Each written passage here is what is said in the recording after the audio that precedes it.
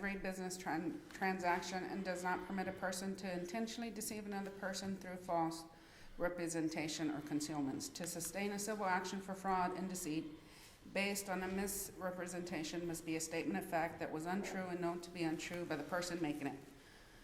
Brenda Rodriguez, as did her attorney, know the facts.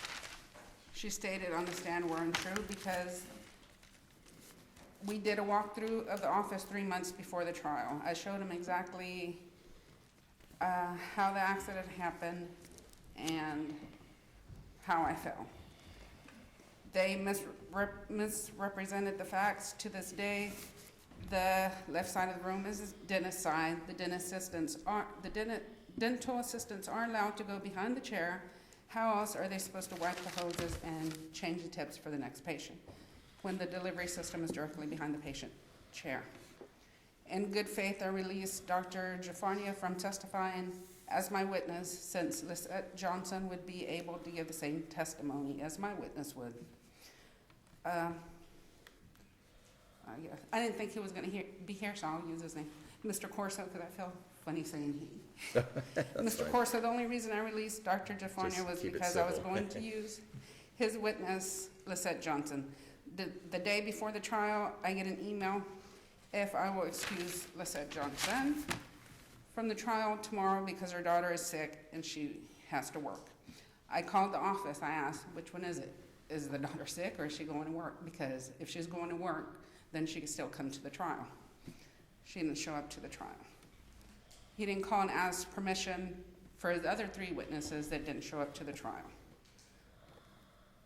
The only reason I released Dr. Jaffarnia was for the exchange with Lisette Johnson. He left me with no witness to corroborate my testimony or dispute the facts, which were all untrue. I believed in the justice system and was naive enough to believe the truth would prevail. If I would have exaggerated my injuries, I would have got punished for it. So it should be the same for the defense. They changed the facts of the case and clearly messed with my defense. They shouldn't be allowed to prevail. That's why I'm asking for a retrial for a defense and a trial with true facts. Thank you. Thank you, Miss. Is it Oliveira or Mejia? My married name, Mejia. Okay, thank you. Thank you, ma'am. No problem. Ms. Moses. Yes, sir. How are you? Good, how are you? Good, thank you. May it please the court, my name is Jamie Bellotti Moses from Fisher Rushmer in Orlando. My partner David Corso, who was trial counsel, is here with me today. I'll be brief. We are asking that the court affirm the judgment below for various reasons. First, appellant has not provided a transcript of the trial to this court, so I believe everything that was just relayed to you is not available to you in a record on appeal. Second, there is nothing on the face of the judgment which shows error by the trial court. Third, this issue was raised with the trial court, and the trial court was in the best position to determine whether the accusations that were made were accurate and whether they warranted a new trial. The trial court denied that. And fourth, and most importantly, even if a record had been provided, even if there was something that this court can review, the jury made a determination that the hoses and the condition of the dentist area was not a dangerous condition. Therefore, the testimony that appellant believes should have been admitted as to what side was the dentist side or whether the technicians were allowed behind the chair is really irrelevant, because that goes to any comparative fault on behalf of the plaintiff had they found a dangerous condition. However, the jury never found a dangerous condition, and therefore, even if there was a record and even if there was a scintilla of truth to the allegations of somehow hampering with appellant's ability to present a witness, that testimony would never have been relevant anyway, because it was found to be a non-dangerous condition. For all of those reasons, we would ask that this court affirm the judgment below, and we will rest on our brief. Thank you, Ms. Moses. Thank you. Thank you. Ms. Mejia. Now, I want everyone in the courtroom to take a lesson from this. It never hurts not to use all your time. I can't remember everything she said, but I guess I'll try to hit the spots. Well, it is OSHA regulation about the cords. The cords were looped on the floor. I mean, there's no pictures. Oh, I guess I might have had pictures. I mean, the cords technically should be like 2 feet. They were like twice as long as it was a danger. The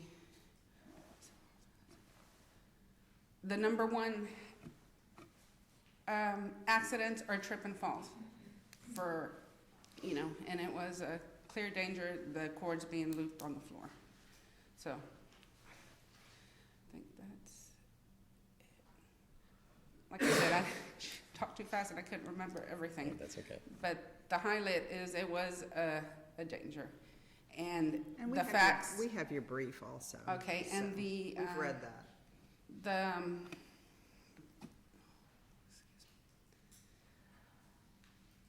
What I'm trying to say. I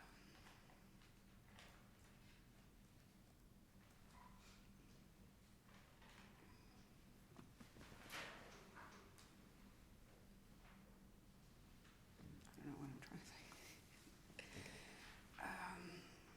No, I think it is a crucial fact, the part of the room, because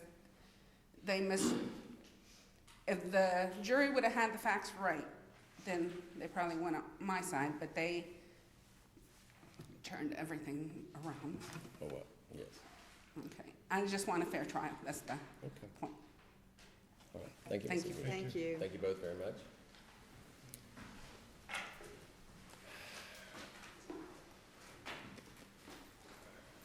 Our next case is Citizens Property Insurance versus River Oaks.